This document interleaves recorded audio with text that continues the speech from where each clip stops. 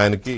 Right, welcome back to the debate. మనతో కొలిగిపూడి శ్రీనివాసరావు గారితో పాటు తెలుగుదేశం పార్టీ జాతీయ అధికార ప్రతినిధి జీవీ రెడ్డి గారు అండ్ భారతీయ జనతా పార్టీ ముఖ్య అధికార ప్రతినిధి దినకర్ లంకా గారు అండ్ సిపిఎం సీనియర్ నాయకులు మాజీ శాసనసభ్యులు ఎంఏ గఫూర్ గారు డిబేట్లో పార్టిసిపేట్ చేస్తున్నారు. ఇదైతే నేను చెప్పినట్టుగా జగన్మోహన్ రెడ్డి గారు ముఖం చాటేస్తున్నారా, చేతులు ఎత్తేస్తున్నారా, ఆ టాపిక్లోకి వెళ్లే ముందు ఇందాక మాట్లాడిన దానికి రిలేటెడ్గానే రాజ్యాంగానికి కట్టుబడి ఉండాల్సింది ఈ దేశంలో ఉన్న ప్రజలందరూ రాజ్యాంగం లోబడే ఉండాలి.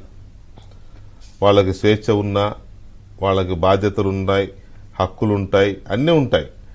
ఏది చేసినా రాజ్యాంగానికి లోబడే చేయాలి. సరే, రామ్ గోపాల్ వర్మ ఎలాంటి సినిమాలు తీస్తున్నాడు, కొలిగిపూడి శ్రీనివాసరావు అని ఆయన ఎలాంటి స్టేట్మెంట్ ఇస్తున్నారు, ఇవి ఎంత చర్చనీయాంశమో ఇంతకంటే చాలా కీలకమైనది ప్రజాప్రతినిధులుగా ఉన్నవాళ్ళు ఏం మాట్లాడుతున్నారు. బుద్ధి జ్ఞానం ఉండి మాట్లాడుతున్నారా? బుద్ధి అంటే బూతు కాదు, తెలివి. బుద్ధి అంటే తెలివి, జ్ఞానం అంటే పుట్టుకతో వచ్చే తెలివి. వీళ్ళకి అసలు జ్ఞానదంతాలు వచ్చాయా? ఇవి కూడా చర్చకు వస్తూ ఉంటాయి. ఇవాళ తాడిపత్రి ఎమ్మెల్యే కేతిరెడ్డి పెద్దిరెడ్డి గారు, ఆయన వాళ్ళకి ఏమన్నా ఉండొచ్చు, జేసీ కుటుంబానికి లేకపోతే కేతిరెడ్డి కుటుంబానికి ఏమైనా ఉండొచ్చు, అది గతం.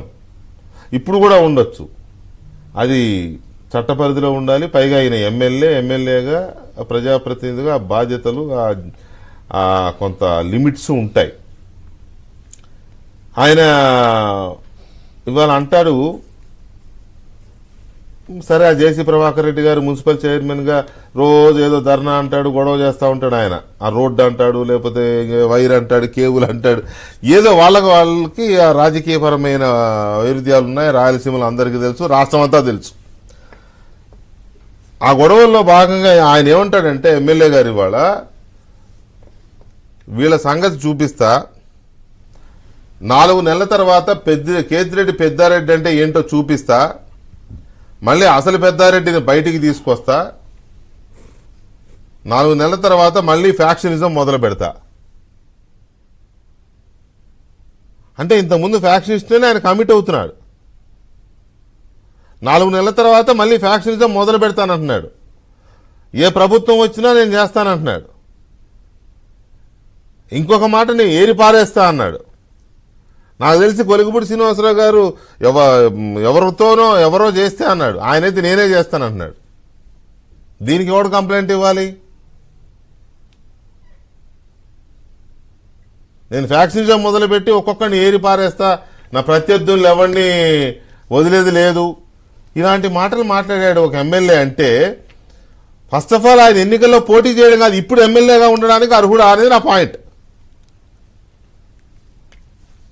ఈ క్షణానికి ఆయన గఫూర్ గారు కనుక ఆ మాట అని ఉంటే గఫూర్ గారిని రిజైన్ చేయమని అనేవాడిని నేను. ఇప్పుడు ఆయన అనాలంటే భయం వేస్తుంది నాకు, మరి నా మీద ఎక్కడ ప్రయోగిస్తాడో అని. అంతే కదా గఫూర్ గారు? మీరైతే నేను అనగలను, మీతో ఉన్న చనువు వల్ల గఫూర్ గారు మీరు రిజైన్ చేయండి అనేవాడిని. ఆయన వాళ్ళ అబ్బాయితో పరిచయం ఉంది నాకు కొద్దిగా, పెద్దిరెడ్డి గారి అబ్బాయితో, కానీ ఆయనతో లేదు. పెద్దిరెడ్డి గారు ఒక ఎమ్మెల్యేగా ఉండి గఫూర్ గారు అలాంటి మాటలు, నేను ఫ్యాక్షనిజం మొదలు పెడతా, ఏరి పారేస్తా ఒక్కొక్కడిని, 4 నెలల తర్వాత అసలు పెద్దిరెడ్డి ఏంటో చూపిస్తా అంటే ఏంటి దాని అర్థం? మీరు ఎలా రియాక్ట్ అవుతారు దీని మీద? వెంకటకృష్ణ గారు, అహంకారము బాగా తలకెక్కిందండి. అహంకారం కాదు, ఫ్యాక్షనిజం, పాలెగాడి సంస్కృతి. అంటే అహంకారంతో పాటు ఫ్యాక్షనిజం కలిసినప్పుడు ఇట్లాంటి మాటలు గాని, మాటలే కాదు ఆయన మాటలే చెప్పాను, ఆలోచనలు కూడా అదే పద్ధతిలో తయారైన. రాయలసీమ ఫ్యాక్షనిజం బ్యాక్గ్రౌండ్ ఉంది. ఆ రాయలసీమ ఫ్యాక్షనిజం బ్యాక్గ్రౌండ్ లో ఇప్పుడు ఏమిటి, పోలీసు వాళ్ళు వచ్చి సలాంలు కొడుతున్నారు, సిఐలు డిఎస్పీ స్థాయి అధికారులు కూడా సెల్యూట్లు కొడుతున్నారు, ఎవరిని లోపల వేయంటే లోపల వేస్తున్నారు, ఏం కేసు పెట్టామంటే ఆ కేసు పెడుతున్నారు. ఇదే ఉంటది, నేను ఏమైనా చెయ్యొచ్చు అనుకుంటుంటాడు ఆయన. ఇక ఎమ్మెల్యేలు మాటలు మాట్లాడొచ్చునా అంటే, ఎమ్మెల్యేలు అనేది వాళ్ళకి అధికారాన్ని చెలాయించడం కోసం తప్ప, ఎమ్మెల్యే కొన్ని బాధ్యతలు ఉంటాయి. ప్రజాసేవకుడు, ప్రజల దృష్టిలో గౌరవప్రదంగా ఉండాలా అనేటువంటిది ఉంటే కదా స్పృహ. కాబట్టి ఇటువంటి ఫ్యాక్షనిస్టులందరినీ గవర్నమెంట్ ఏర్పడేయాల.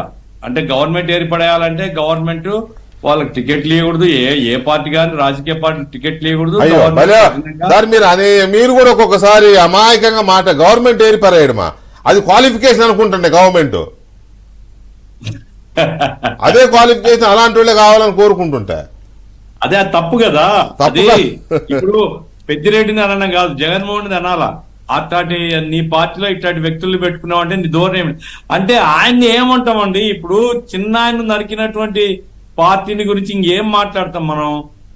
గొడ్డెలపోటు గుండెపోటుగా మార్చినటువంటి సంస్కృతి ఇది. కాబట్టి ప్రజలు కూడా ఆలోచించాలా, ఇట్లాంటి ఈ సంస్కృతిని మనం బలపరచాలనా, ఈ సంస్కృతిని అణచివేయాలనా. ఈ సంస్కృతి అంటూ బతికితే సామాన్య ప్రజలకి ఏమి స్వేచ్ఛ ఉండదండి. పాత పాలెగాళ్ళ రాజ్యం వస్తుంది. కాబట్టి ఈ సంస్కృతిని తొక్కేయాలి, దీన్ని సమాజ్ చేసేయాల. ఆ రకంగా ప్రజల్ని చైతన్యవంతం చేయాలి. ఎవరు చేయాలి అని మన ప్రశ్న వస్తుంది. మనమే చేయాలి, ప్రజా సంఘాలు కానీ పౌరులు కానీ. ఆ రకంగా ఈ కల్చర్ ను మనం ఎంకరేజ్ చేయకూడదు ఎక్కడున్నప్పటికీ. అది జేసీ దివాకర్ రెడ్డి గారు చెప్పినా, కేతిరెడ్డి పెద్దిరెడ్డి చెప్పినా, ఇంకో రెడ్డి చెప్పినా, యారెడ్డి చెప్పినా వాళ్ళ సొత్తు కాదు ఈ రాష్ట్రం. ప్రజలు సామాన్య ప్రజల మీద ఏరిపడేస్తే తెలుస్తుంది, దాని కథ తెలుస్తుంది. కాబట్టి అహంకారం తలకెక్కింది, బాగా ఉన్మాదంతో ఉన్నారు ఎమ్మెల్యేలు. ఇష్టం వచ్చిన రాజకాలు చెలాయించవచ్చు అనుకుంటున్నారు. ప్రజల చైతన్యవంతులైతే తరిమి అసలు వాళ్ళు ఆ స్థానాలు వదిలిపెట్టి ఇంకెక్కడో పోయి బతకాల్సిన పరిస్థితి వస్తుంది. ఆ రకమైనటువంటి వాతావరణాన్ని సృష్టించాలండి. మన బాధ్యత, అందరి బాధ్యత. అందుకే కదా మనమే మాట్లాడుతున్నాం. ఇంకా వాళ్ళ మీడియాలో మాట్లాడే సీన్ కూడా ఉండదు. ఇటువంటి వాటి గురించి మాట్లాడేది మనమే మాట్లాడతాం, ఇంకెవరు మాట్లాడరు. రైట్. నాకు ఒక ఉదాహరణ చెప్పారండి. నాగమణి అనేటువంటి ఒక మహిళ ఎక్కడో ఈ గడపకు పోయిన చోట ఏదో ఆ ఇంటి సమస్య మాకు ఇన్నిసార్లు అడిగినాము, ఇన్నిసార్లు నీ దగ్గరకు వచ్చినాము అంటే అందరి ముందు చెంపబట్టి పటా కొట్టినా అంట వైసీపీ నాయకుడు ఎమ్మెల్యేను. ఇది కల్చర్ ఇప్పుడు. అంటే ప్రజల మీద బాధుడు అంటే మామూలు భారాలు కాదు, కూడా అటాక్ చేసేటువంటి పద్ధతిలో ప్రజల్ని. ఆర్థికంగానే కాదు, భౌతికంగా కూడా బాధుడే. ఇది కల్చర్. ఇది జగన్మోహన్ రెడ్డి గారి రాజ్యంలో ఈ కల్చర్ ని డెవలప్ చేస్తున్నారు. పోలీసు వాళ్ళు పిల్లులు అయిపోయినారు, పోలీసు వాళ్ళు వైసీపీ డ్రెస్సులు వేసుకుంటున్నారు. చాలా దురదృష్టకరమైనటువంటి పరిస్థితి. ఎవరి మీదైనా మీరు కనుక కఠినంగా ఉండకపోతే లా అండ్ ఆర్డర్ ఏమవుతుందని నాకు అర్థం కాలే. ఇప్పుడు రామ్ గోపాల్ వర్మను శ్రీనివాసరావు గారు అన్నారు, ఓకే. మరి పెద్దిరెడ్డి చెప్పిన దానికి ఇద్దరి మీద పెట్టండి. ఆ రకంగా ఎవరెవరు ఈ రకమైన అరే ఇంటికి డోర్ డెలివరీ శవాన్ని పంపిస్తే ఏం యాక్షన్ తీసుకున్నటువంటి పరిస్థితి ఉంటే, ఆ సుధాకర్ ను వీధుల్లో ఈడ్చిడ్చి కొడితే దిక్కులేని పరిస్థితి ఉంటే, పోలీస్ అంటే ఆ డ్రెస్ కే అవమానం. ఈరోజు పోలీస్ వ్యవస్థ ఆ డ్రెస్ కే అవమానంగా వ్యవహరిస్తున్నటువంటి పరిస్థితి ఉంది రాష్ట్రంలో. కాబట్టి ప్రజలు చైతన్యవంతం కావడం తప్ప వేరే మార్గం నాకైతే కనపడడం లేదు. రైట్. వెంకటరెడ్డి.